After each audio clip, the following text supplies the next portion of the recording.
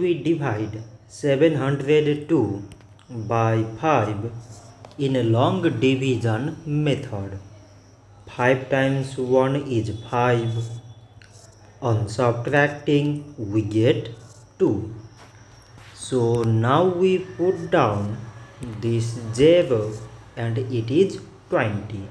So 5 times 4 is 20. On subtracting, we get 0.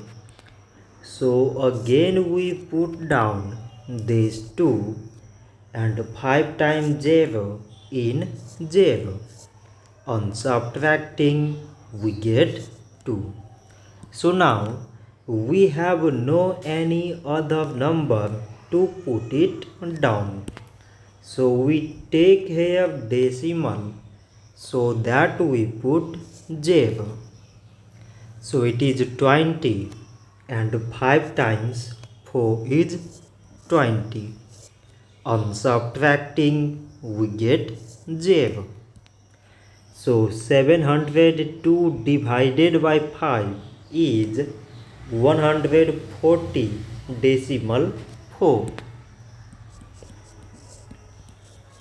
So this much for today and thanks for watching.